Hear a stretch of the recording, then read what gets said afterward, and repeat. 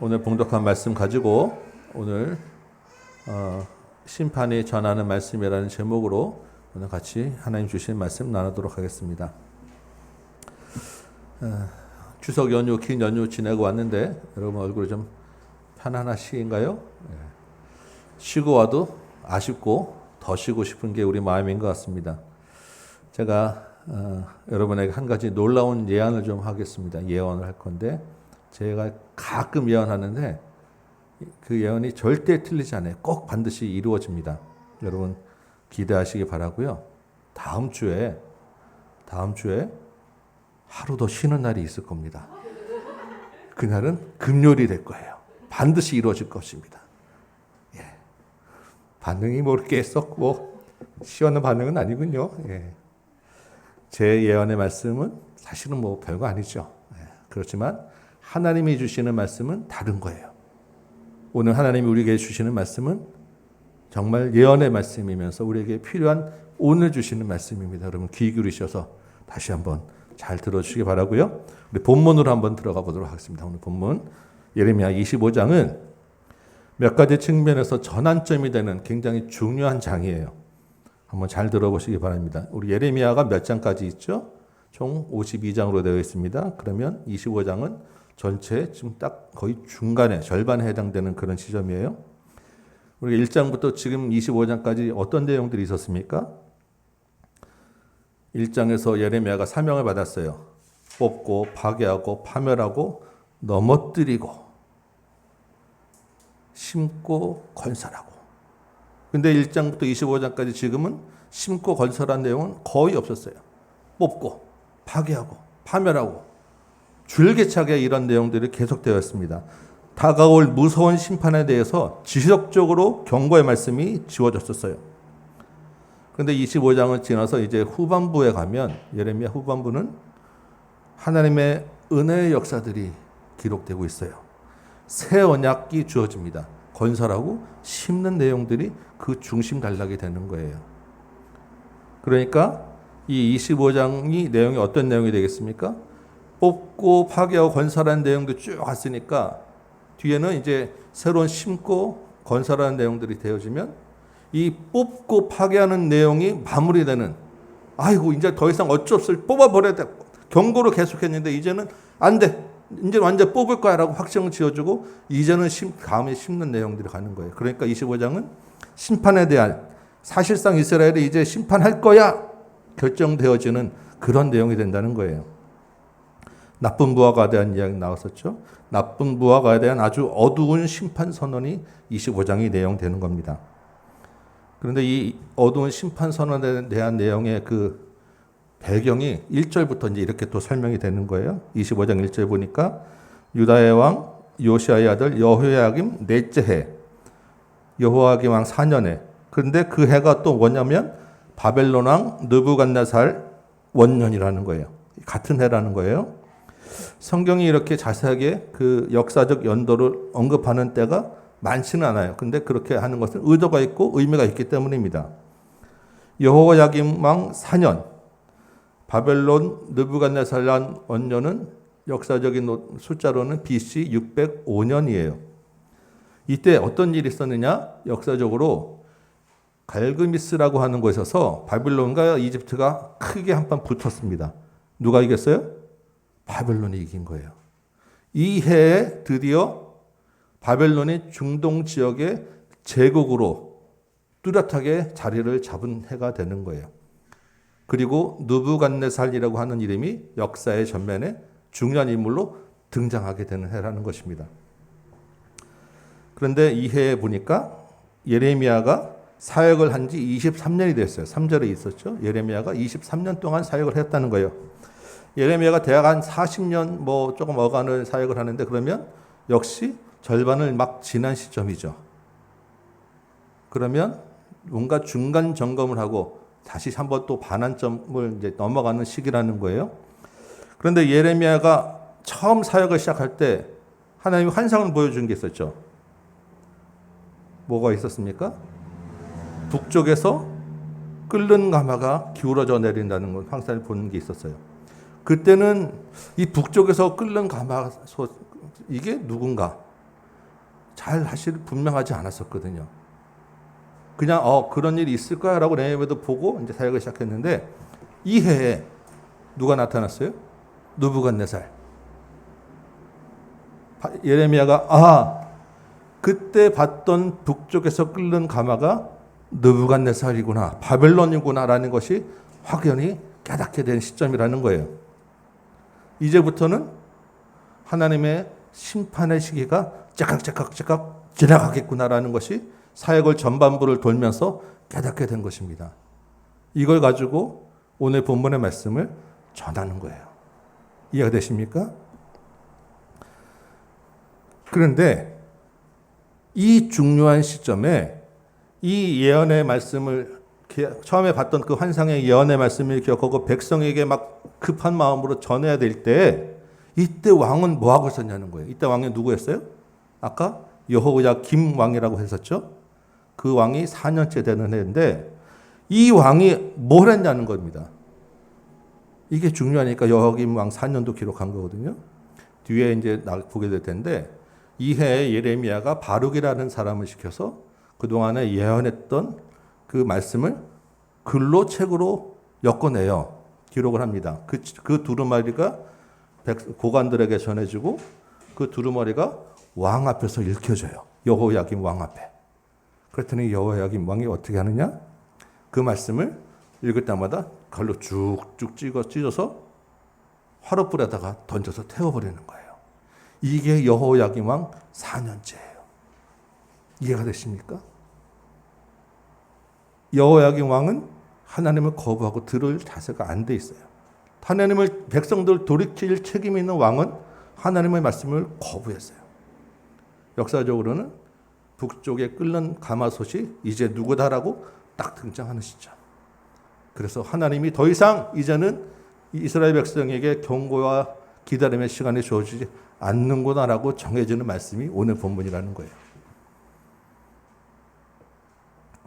역사가 하나도 그냥 지나치는 법이 없다는 거예요. 하나님이 온 세상을 정확하게 주관하고 계시기 때문입니다. 오늘도 올해도 저와 여러분과 교회와 나라를 향해서 하나님은 어떤 계획을 가지고 계시다는 것입니다.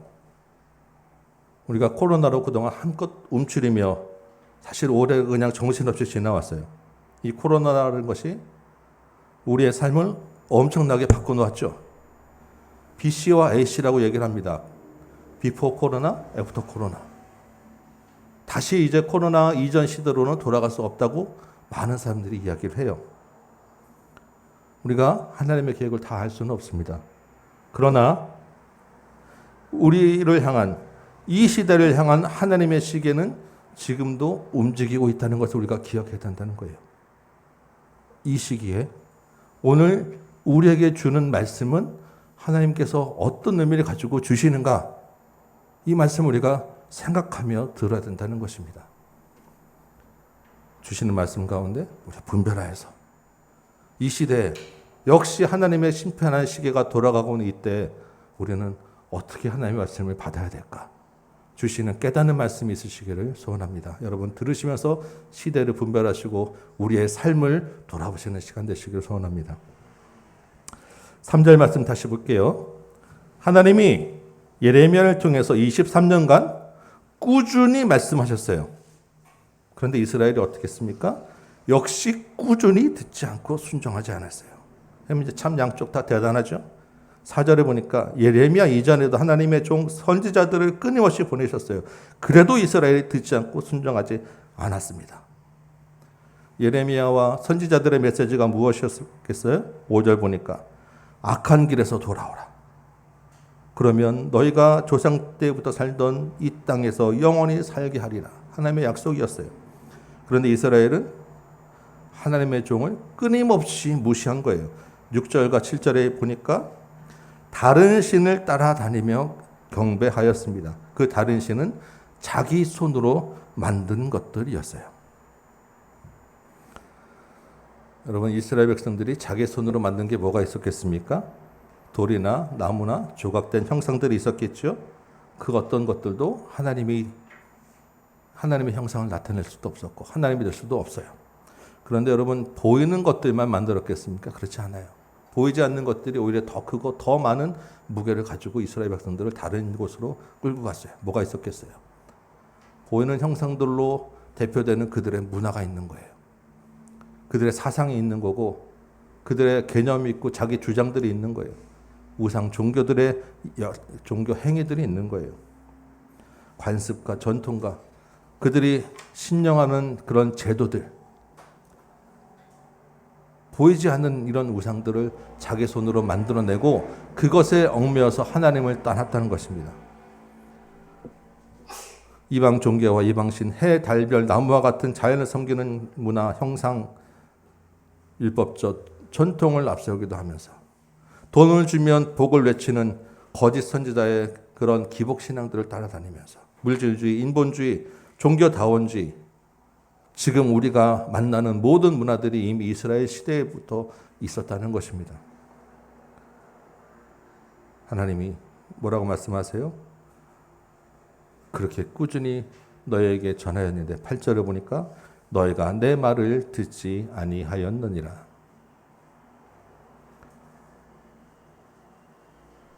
지금 우리를 보며 이 땅과 이 시대를 보며 하나님이 뭐라고 하실까요? 그동안 그렇게 하나님의 말씀이 많이 주어졌는데 그러나 너희가 내 말을 듣지 아니하였느니라. 너희가 너희 손으로 만든 다른 것을 따라다녔느니라. 하나님 말씀하지 않으시겠습니까? 요즘에 그 현타라고 하는 말을 많이 쓰더라고요. 현타? 여러분 현타가 무슨 뜻인지 아세요?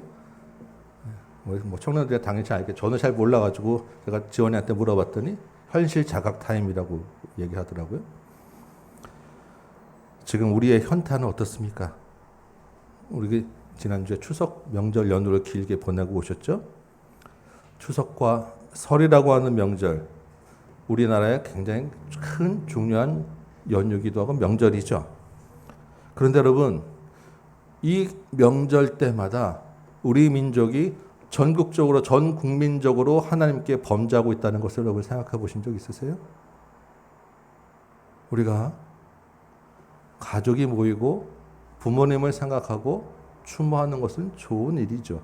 그러나 그것이 문화와 전통이라는 이름 아래 우상을 섬기는 예배로 이어지는 것은 하나님 앞에서 정말로 큰 범죄라는 거예요.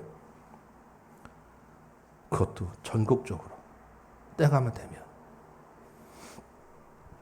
여러분, 우리 예레미야서를 보면서 곳곳에 이런 말씀이 있었어요.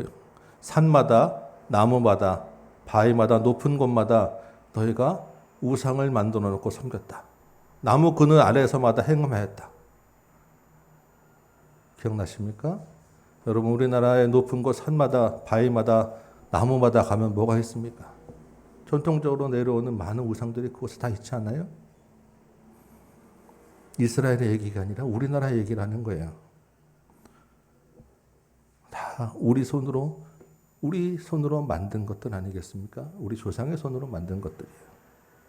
이 땅에 기독교가 들어온 지 100년이 넘었습니다. 밤하늘에서 내려다보면 빨간 십자가밖에 안 보인다고 하는데 그러나 여전히 우리의 삶은 전통과 문화에서 벗어나지 못하고 있는 거예요. 시마다 때마다 민족적으로 하나님 앞에 범죄하고 있는 것입니다. 이스라엘 향해 진노하시고 심판하신다고 하는 하나님이 우리나라를 보면서 이 땅을 보면서 어떠하시겠냐고요. 연휴 동안에 우리 영혼과 육신이 쉬는 시간 가지셨죠. 또한 한편으로는 우리는 민족의 죄를 가지고 하나님께 애통하고 회개하는 시간을 가져야 한다는 것입니다. 우리 선배 목사님들이 그런 얘기 많이 하셨어요. 추석 때만 되면, 명절 때만 되면 3일씩 금식하며 기도한다고. 우리가 그렇지는 못하더라도 기억하고 기도하실 때 이 땅의 교회가 여전히 세상을 바꾸지 못한 것에 대하여 우리가 회개해야 될 줄 믿습니다. 우리가 100년이 넘도록 하나님의 종들을 통해서 꾸준히 말씀을 주셨는데 정작 하나님을 믿고 섬겨나는 우리들, 교회들조차도 이 시대에 대하여 무감각하고 이 땅의 죄에 대하여 무시한다고 하면 하나님 앞에 할 말이 없는 거예요. 오늘 예배 후에 기도 시간에도 그렇고 여러분 평소에 기도하실 때도 꼭 민족의 죄를 놓고 회개하며 교회의 잘못을 놓고 기도하시기 바랍니다. 우리 말씀 기억하여 우리가 하나님의 말씀을 무시하고 우리 만든 손을 따르는, 우리가 만든 신을 따르는 문화와 전통이 우리 가운데 있지 않은지 돌아보시기 바랍니다. 9절 말씀 볼게요. 9절의 말씀 보니까 보라, 내가 북쪽 모든 종족과 내 종 바벨론의 왕 느부갓네살을 불러다가 이 땅과 그 주민과 사방 모든 나라를 쳐서 진멸하겠다라고 하십니다. 하나님이 이제 심판하겠다라고 선언을 하시는 거예요. 그러면 그 결과가 어떻게 되느냐? 10절에서부터 그들 중에서 기뻐하는 소리, 즐거워하는 소리, 신랑의 소리, 신부의 소리, 맷돌 소리, 등불빛이 끊어지게 될 것이다. 일상에서 누리는 모든 즐거움들이 다 없어지게 될 것이고 사람들이 없어지게 되는 거예요. 맷돌 갈 일이 없는 겁니다. 곡식 거둘 일이 없게 되고요. 등불 켤 일이 없는 거예요. 그러면 어떻게 되죠? 11절에 있는 대로 모든 땅이 폐허가 되고 말 것이다. 이제 예레미야가 사역한 23년이 지났죠. 앞으로 20년도 채 되지 않아서 이루어진 일들을 하나님이 선언하시는 거예요.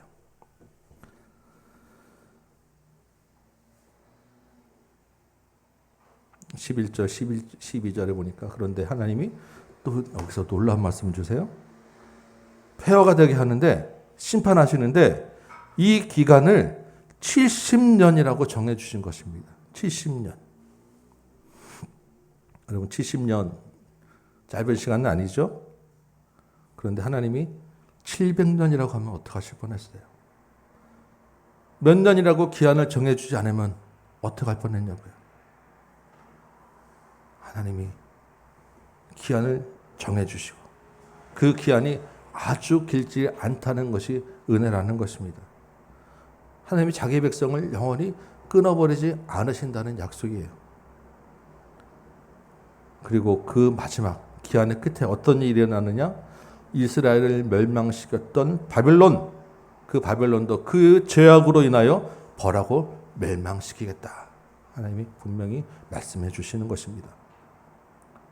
70년 뒤에 포로 생활 끝내는 것은 이스라엘이 자력으로 할 수 있는 일이 아니에요. 하나님이 비록 이스라엘의 죄로 심판하셨지만 하나님이 이스라엘을 버리지 않으시겠다는 은혜를 주시는 거예요. 우리가 생각해 보면 우리에게 주시는 하나님의 인생의 시험들이 있어요. 그러나 그 역시 기한이 있고 그 안에 은혜가 있다는 것을 여러분 기억하시기 바랍니다. 혹시 우리가 살다 보면 하나님을 믿는다는 이유로 불의를 당할 수도 있어요. 그러나 하나님이 그 불의를 그냥 두지 않으신다라는 것을 여러분 기억하시기 바라요. 갚아주실 것이고 회복시켜 주실 거예요. 고난 중에도 하나님의 은혜가 있다는 것을 여러분 기억하시기 바랍니다. 그런데 이 9절 말씀이 아주 특별한 말씀이 있어요. 9절에 보면 하나님이 바벨론 왕을 뭐라고 부릅니까? 내 종. 하나님의 종이라고 바벨론 왕을 부르는 거예요. 바벨론 왕 느부갓네살이 어떤 사람입니까? 이방인입니다. 하나님을 모르는 이방인이에요. 아주 잔인하고 난폭하고 무자비하게 피를 많이 흘린 사람입니다. 그런데 이 사람을 하나님의 종이라고 부르는 거예요. 우리가 아는 하나님의 종은 그런 사람이 아니잖아요. 하나님이 바벨론 왕을 종이라고 부릅니다. 왜? 이 바벨론 왕 자신은 모르지만, 자신이 의도하지 않았지만 하나님의 계획을 이루는데 쓰여졌기 때문이에요. 아까 4절에서 하나님이 뭐라고 하셨습니까? 하나님의 진짜 종, 하나님의 그 신실한 선지자들을 계속 보냈죠. 그런데 이스라엘 백성들이 무시했어요. 그랬더니 하나님이 그 종들과 결이 전혀 다른 또 다른 종을 보내는 거예요. 이 종은 무시했는데 이 종은 무시할 수도 없고 저항할 수도 없는 아주 다른 종을 하나님이 보내서 심판하시겠다고 종과 종을 대조해서 얘기하시는 겁니다. 그런데 중요한 것은 이 종도 하나님이 심판하시겠다. 이 말씀을 보면서 우리 한번 생각해 보시기 바랍니다. 하나님, 여러분, 이 세상은 모두 다 하나님이 다스리시죠. 모두 다 하나님의 통치 아래에 있는 거예요. 그러면 이 세상 모든 사람은 다 누구예요? 하나님의 종이라는 거예요. 여러분 이해되시죠? 모두 다 하나님의 종이에요. 왜? 하나님이 모든 천지 만물의 왕이시니까. 그런데 종에 종류가 있는 거예요. 어떤 종이 있습니까? 착하고 충성된 종이 있고 악하고 게으른 종이 있는 거예요. 착하고 충성된 종은 누구겠습니까? 당연히 하나님을 의지하는 사람들, 하나님을 사랑하고 하나님께 순종하는 사람들. 앞에 예레미야, 또 예레미야 이전에 하나님이 보냈던 선지자들, 그들은 충성된 종의 길을 걸어갔어요. 비록 사람들에게 인정받지 못하고 그 열매가 당장 보이지 않을지라도 신실하게 하나님이 맡기신 사명들을 감당했던 사람들입니다. 그렇죠? 착하고 충성된 종에 대해서는 제가 더 이상 말씀드릴 필요가 없을 거예요. 그런데 세상에는 악한 종도 있다는 것입니다. 악한 종. 악한 종은 하나님을 거부합니다. 하나님을 무시해요. 자기가 하나님의 종으로 쓰이는 줄도 모릅니다. 오늘 본문에 바벨론 왕 같은 사람이에요. 심지어는 그들이 불의합니다. 그런데 그 불의함에도 불구하고 그들에게 힘이 있어요. 그들이 하는 일이 잘 풀릴 수도 있다는 것입니다. 그들이 성공하기도 하는 거예요. 누구는 하나님을 섬기려고 하나님과 가까이 가려고 동행하려고 애쓰고 정말로 하나님 앞에 부르짖는데 하는 일마다 꼬여서 정말 고생하고 안 될 수도 있어요. 그런데 이 사람들은 반대로 하나님을 거부하고 어떤 때는 하나님이 있는 자를 핍박하는데도 성공하고 잘 풀릴 수 있다는 것입니다. 이걸 성경은 악인의 형통이라고 불러요. 그들을 보면 마치 하나님이 안 계신 것처럼 보입니다. 그런데 성경은 이렇게 분명히 이야기하는 거예요. 하나님이 온 세상을 공의와 정의로 다스리시기 때문에 그 손에 행한 대로 반드시 갚으실 것이다. 악인의 형통은 잠깐일 뿐이다. 역시 정한 기한이 있다. 여러분, 악인의 형통을 부러워하지 마시기 바랍니다. 악하고 게으른 종에 대한 하나님의 심판이 분명히 있을 거예요. 악한 종이 있으면 또 뭐가 있습니까? 게으른 종도 있어요. 게으른 종. 게으른 종은 누구겠습니까? 악하다고는 할 수 없어요. 그런데 충성되지도 않아. 적극적으로 하나님 편에 서지도 않아요. 현실적으로 얘기하면 교회에 나온다고 하면서 마음을 하나님께 두지 않는 많은 현대 크리스찬들이 게으른 종이에요. 게으르다는 것은 변화하지 않는 게 게으른 거예요. 움직이지 않는 게 게으른 것입니다. 잘해야 되는데 잘하지 않는 게 게으른 거예요. 하나님의 말씀을 들었으면 그것이 삶에 나타나고 열매되고 우리의 믿음이 자라고 변화되어야 되는데 늘 그 자리에 있으면 게으른 종이라는 것입니다. 결국 그들은 악한 종과 동급으로 취급받는 거예요. 악하고 게으른 종은 하나가 되는 거예요. 결국 역시 하나님 나라에 들어갈 수 없다는 것입니다. 여러분, 이 게으르고 악한 종, 게으른 종과 충성된 종 차이가 어디에 있겠습니까? 악한 종은 그렇다 치고 게으른 종과 충성된 종은 다 같이 교회에 나오지만 하나는 게으른 종이 하나는 충성된 종이 되는 거예요. 이 차이가 어디 있겠냐고요. 헌금을 많이 하고 적게 하느냐? 주일에 나오고 안 나오느냐? 기도하냐 하지 않느냐? 아니에요. 충성된 종과 게으른 종의 차이는 나무에 붙어 있느냐 붙어 있지 않느냐 차이예요. 우리가 뭘 도와야라기보다 우리 마음에 예수가 있느냐 없느냐 차이가 난다는 거예요. 그래서 우리가 하나님을 더 의지하고 예수를 의지하고 예수를 내 주인으로 모셔야 되는 게 그래서 중요한 것입니다. 하나님을 사랑하고 하나님을 의지하는 충성된 종, 예수 그리스도를 마음에 모시고 하나님의 은혜를 입는 신실한 종이 되시기를 주님의 이름으로 축원합니다. 15절 볼까요? 15절 보니까 드디어 하나님의 진노의 잔이 내려졌어요. 진노의 잔. 그 잔을 마시는 모든 나라들이 비틀거리고 심판의 칼을 맞게 된다고 합니다. 그런데 18절 보니까 그 잔을 누가 제일 먼저 마시느냐? 바로 예루살렘과 유다가 먼저 마시게 된다는 거예요. 그들이 멸망과 놀램과 비웃음과 저주를 당하게 되었습니다. 왜 그렇게 되었습니까? 그들은 율법을 알기 때문에 하나님을 알면서도 그들 손으로 만든 다른 우상을 섬겼기 때문이에요. 바꿔 말하면 교회가 믿는다고 하는 자들에 대하여 좀 더 엄격한 잣대를 하나님이 들이대신다는 것입니다. 왜? 우리는 하나님의 말씀을 알기 때문에. 그 책임을 우리에게 더 먼저 물으신다는 거예요. 유다와 예루살렘이 이어서 19절 이하 보니까 애굽과 우스와 블레셋, 에돔, 모압, 암몬, 두로, 시돈, 그 외에 그 당시에 있던 모든 주변 나라들을 다 이야기합니다. 그 모든 나라들이 다 하나님의 진노의 잔을 마시게 될 것입니다. 하나님의 백성도 마시는데 하나님 알지 못하는 이방 나라들 당연히 그 진노의 잔 마시겠죠. 그리고 마지막으로 26절 후반부에 보니까 세삭 왕이 그 후에 마신다라고 되어 있습니다. 마지막 마시는 나라는 세삭이에요. 세삭 왕. 세삭이 어디 나라냐? 누구냐? 바로 바벨론입니다. 예루살렘으로부터 시작해서 모든 나라들이 다 이 바벨론의 칼에 심판당하고 마지막에 이 바벨론마저도 하나님이 심판하겠다. 그 죄를 묻겠다라고 하는 말씀이에요. 그런데 이 30절에 보니까요. 여호와께서 심판의 시작을 알리는 소리를 내고 계세요. 그 장소가 어디입니까? 높은 곳에서. 그의 거룩한 초소에서 포효하시고 큰 소리를 내시며 심판하시겠다. 이제부터 심판이야! 하나님의 소리를 내신다고 합니다. 거룩한 초소는 성전이겠죠. 성전은 땅에도 있어요. 그런데 지금 이 30절의 분위기는 높은 곳이라고 하는 것은 땅에 있는 성전을 말하는 게 아니에요. 하나님이 하늘에서 하시겠다는 거예요. 하늘에서. 31절. 요란한 소리가, 이 하나님의 그 심판의 소리가 땅 끝까지 이르렀습니다. 32절.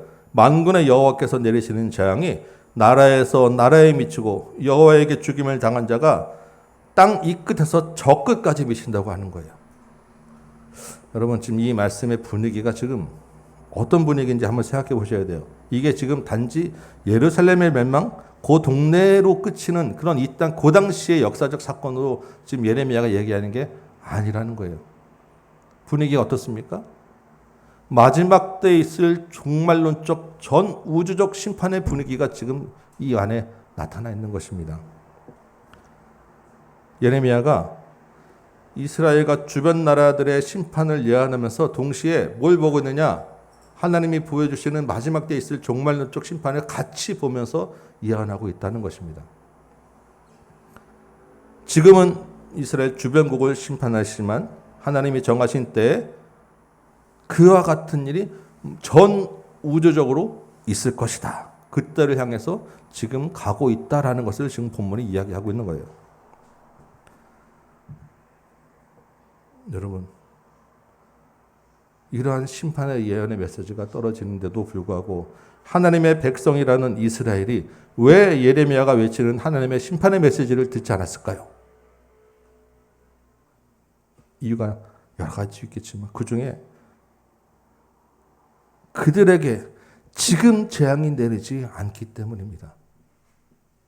심판의 메시지, 경고 메시지 듣는데 들을 때는 하고 움찔할 수 아마 있었을 거예요. 그런데 그날 지나도 환경이 달라지지 않아요. 재앙이 내리지 않아요.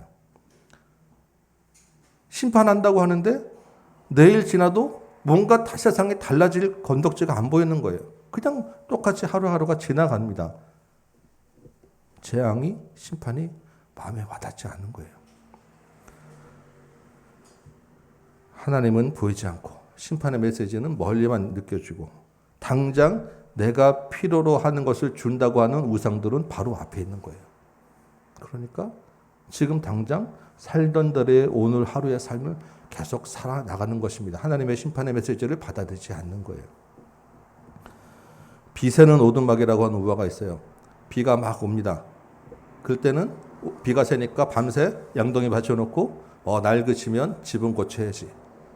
다음날 아침에 해가 뜨면 지금 비 안 오는데 이게 반복된다는 이야기입니다. 지금 예레미야가 전하는 이스라엘 백성들이 똑같이 그 이유 때문에 하나님을 거부했던 거예요.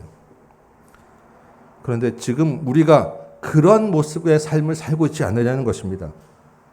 여러분, 하나님의 심판의 날이 있습니다. 오늘 본문에서 예레미야가 이스라엘 백성들 심판하는 거 말고 정말로 마지막 때에 하나님이 온 세상, 온 우주를 심판하는 날이 있는 거예요. 그 날을 향해서 우리가 지금 시간이 하루하루 다가고 있는데 우리가 그 날을 생각하지 않는다는 것입니다. 하나님의 심판의 날만 있습니까? 그 전에 우리 인생의 날이 마치는 날도 있습니다. 그것이 먼저일 수도 있죠. 우리 인생의 날이 마치면 어디로 가야 돼요? 하나님 앞에 가야 되는 거예요. 우리는 그날 생각하지 않습니다. 우리가 천년만년 살 것처럼. 당장 내일, 당장 오늘 앞에 닥친 것에 우리가 바라보며 살아가고 있다는 거예요. 우리 인생의 날, 하나님 심판의 날은 우리랑 상관없는 일로 매일매일 잊어버리고 뒤로 밀어가며 살고 있다는 것입니다. 코로나를 보면서, 그 코로나 방역 조치들을 보면서 제가 한 가지 느낀 게 있습니다. 이걸 보면서, 계시록에 있는 그 말씀들이 이렇게 이루어지겠구나라는 걸 제가 생각하게 돼요. 적그리스도가 세상을 어떻게 통제할까? 믿는 자들을 어떻게 박해야 할까? 인구의 3분의 1씩 한꺼번에 죽어나가는 전염병이나 이런 전쟁들이 어떻게 가능할까? 지금 보니까 안 될 게 없더라고요. 이미 지금도 다 가능할 것 같아요. 여러분, 자가격리 하고 있는 중에 잠깐 볼일 보러 나가면 핸드폰에서 삐리삐리삐리 경고음이 온다고 해요. 이미 내가 움직이고 있는 것을 다 통제하고 있는 거예요. 여러분 들어갈 때 어디 갈 때마다 다 뭐 해야 되죠?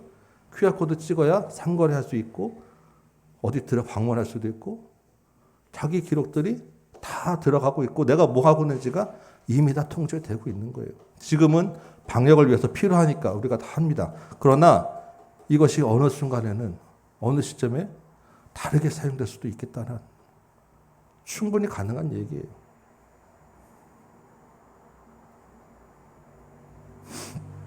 코로나가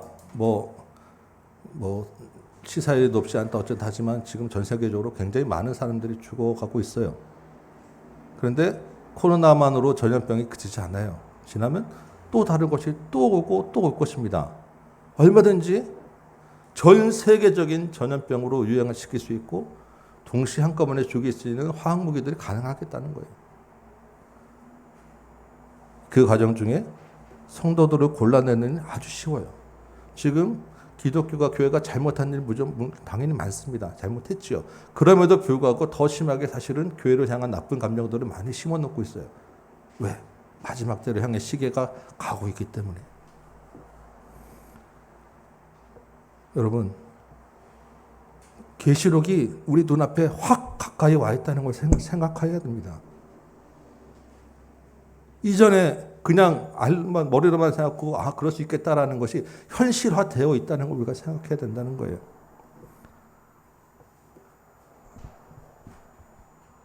그런데 여러분, 이런 심판의 날이 있을 것을 기억하는 것만으로는 충분하지 않습니다. 그거는 구약 성도가 할 일들이에요. 우리는 지금 신약 성도잖아요. 그런데 구약 성도가 하는 것조차도 사실은 안 하고 있는 게 문제겠죠. 그러나 심판이 있음을 기억하는 것 자체까지는 구약 성도의 한계예요. 왜? 예레미야가 심판이 있다는 거 멀리 보기만 하고 더 이상 그게 모르잖아요.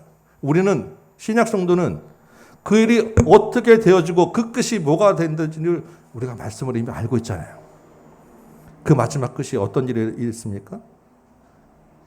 심판의 마지막 끝은 예수님이 다시 오는 거예요. 이게 신약 성도의 눈으로 바라봐야 할 것입니다.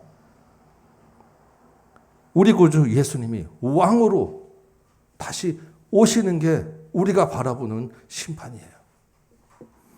여러분, 오늘 본문 34절 이하에 보면요. 심판의 날에 목자들이 도망할 수도 없고 숨을 수도 없고 목자들이 심판받을 것이다 라고 하면서 목자들의 책임을 강하게 지금 언급하고 있습니다. 여기서 말하는 목자들은 누구겠어요? 그 당시에 왕입니다. 백성들을 책임지고 보호해야 될 왕들이 자기도 책임 못 지기 때문에 자기 죄 감당하기도 힘들어서 백성들을 돌보지 못할 것이다 라고 왕에 대한 책망을 강하게 해요.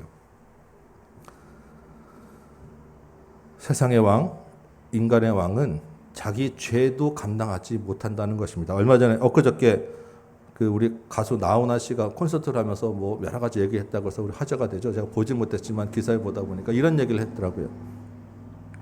역사책을 봐도 국민 때문에 목숨을 걸었다는 왕이나 대통령은 한 사람도 본 적이 없다. 물론 그 뒤에 국민 여러분이 왕이다라고 하는 의미로 민주주의 시대에 굉장히 좋은 말씀을 하셨어요. 맞는 말씀이시죠. 그런데 여러분, 종을 위해 목숨 버린 왕이 있습니다. 국민을 위해 목숨 버린 왕이 있는 거예요. 누구겠어요? 우리가 믿는 예수 그리스도가 그렇다는 것입니다. 이 왕은 우리를 위해서 목숨을 버리셨는데 우리가 이 왕을 마음에 모시고 살지만 이 왕을 실제로 볼 날이 있는 것입니다. 실제로 그 왕과 함께 육신으로 실체로 살아갈 날이 있는 거예요. 그 날을 우리가 기다리고 기대하며 소망하며 살아야 한다는 것입니다. 이게 신약 성도의 심판에 대한 메시지라는 거예요. 지금 당장 우리 삶에서 다른 변화가 있지 않습니다. 당장 우리 삶이 바뀌지 않아요. 그렇지만 언젠가 분명히 이 삶을 마감할 날이 있을 것입니다. 우리가 그날을 기다리고 그때 주님 만날 것을 준비하며 하루하루를 살아가야 하는 것이 중요하다는 것입니다. 재림을 기다리고 소망하며 재림 찬송도 부르고, 우리 잘 안 부르잖아요. 재림 찬송도 부르고 기도하고. 사실 우리 대표 기도하실 때 우리 장로님도 기도하셨죠. 여러 가지 들어가야 될 요소들이 다 있는데 우리가 늘 빠뜨리고 있는 것이 재림에 대한 소망을 고백하는 게 빠져 있어요. 앞으로 우리 대표 기도하시는 분들도 우리 기도 안에 꼭 같이 기억하고 하나님께 고백하는 마음으로 주여 어서 오십소서, 주님을 기다립니다라는 소망의 고백이 들어가도록 해주시면 좋겠습니다. 우리가 지금 의지하는 것들은요, 그것이 왕이 됐든 대통령이 됐든 우리 물질이 됐든 뭐가 됐든 간에 우리를 지켜주지 못해요. 우리의 목자가 될 수 없다는 것을 여러분 기억하시기 바랍니다. 이제 오늘 말씀을 좀 정리해 봅니다. 25장은 그동안 경고했던 이스라엘과 세상 모든 나라에 대한 심판의 말씀입니다. 이 심판의 말씀을 쭉 나누면서 제가 크게 세 가지를 좀 여러분과 깊게 나눴어요. 첫 번째 나눌 주제는 이스라엘에게 자기 손으로 만든 다른 신이 있었다는 거예요. 다른 신이 있었다. 자기 손으로 만든 다른 신이 있었다. 그래서 이들이 꾸준히 그 전해왔던 심판의 경고의 말씀을 듣지 않았던 것입니다. 하나님이 아닌 다른 것들로 자신의 필요를 채우려 했던 거예요. 각종 보이는 형상과 보이지 않는 문화, 물질, 제도, 가치관. 근데 이게 지금 이 시대의 우리나라도 마찬가지였다는 것입니다. 그래서 여러분, 나라와 민족을 위해서 기도해야 된다고 말씀드렸죠. 그런데 이게 나라와 민족으로만 그게 크게 그냥 객관적으로 떠받칠 게 아니라 사실은 개인적으로 나의 문제가 될 수 있다는 것을 여러분 기억하시기 바랍니다. 나 역시 각각 자신이 나를 위해서 만든 내가 의지하는 신이 있다는 것입니다. 그것이 돈이 될 수도 있고 부동산이 될 수도 있고 대학이 될 수도 있고 직장이 될 수도 있고 다른 여러 가지 것들이 있어요.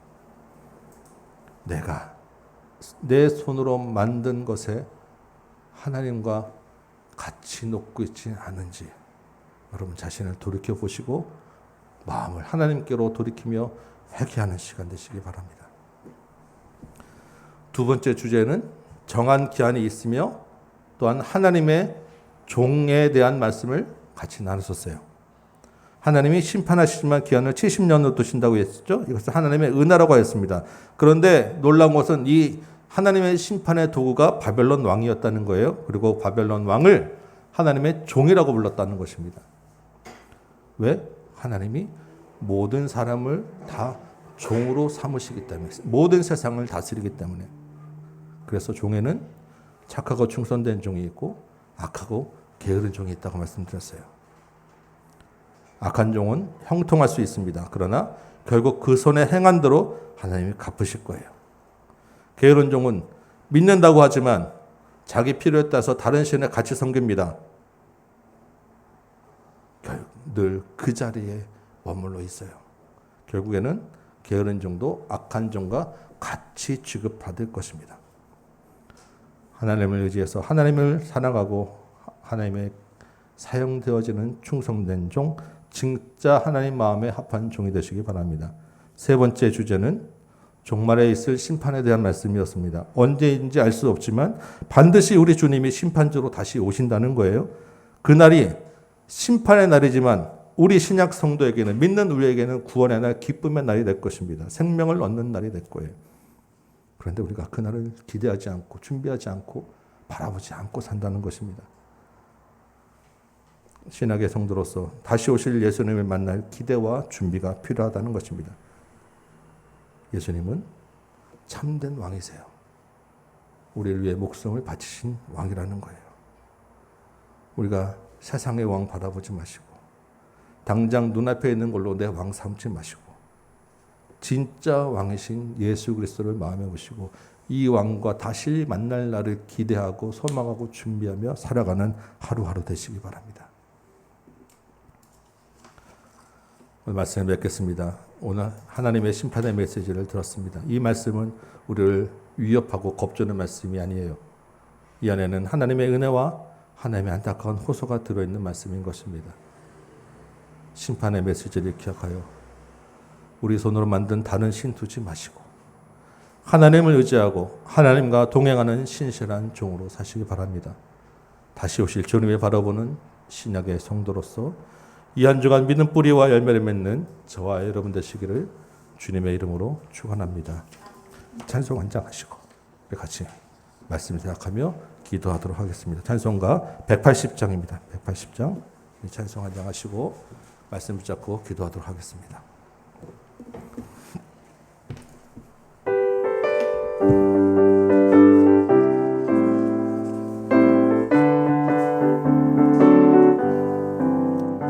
하나님의 나팔 소리 천지 진동할 때에 예수 영광 중에 구름 타시고 천사들을 세계 만국 모든 곳에 보내어 구원받은 성도들을 모으리.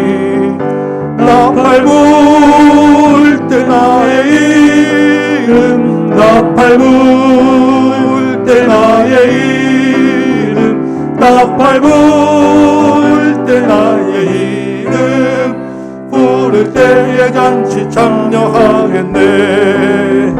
무덤 속에 잠자던 자 그때 다시 일어나 영화로운 부활 승리 얻으리. 주가 택한 모든 성도 구름 타고 올라가 공중에서 주의 얼굴 배우리. 나팔 불 때 나의 이름 나팔 불 때 나의 이름 나팔 불 때 나의 이름 부를 때에 잔치 참여하겠네. 주님 다시 오실 날을 의리할 수 없으니 항상 기도하고 깨어 있어서 기쁨으로 보좌 앞에 우리 나가서도 그때까지 참고 기다려. 주님 다시 오실 날을 주님 다시 오실 날을 우리 알 수 없으니 항상 기도하고 깨어 있어서 기쁨으로 보좌 앞에 우리 나가서도 그때까지 참고 기다리. 나팔 불 나의 이름 나팔 불 때 나의 이름 나팔 불 때 나의 이름 나팔 불 때 나의 이름 부를 때에 잔치 참여하겠네. 아멘. 우리 말씀을 생각하며 같이 기도하도록 하겠습니다. 여러분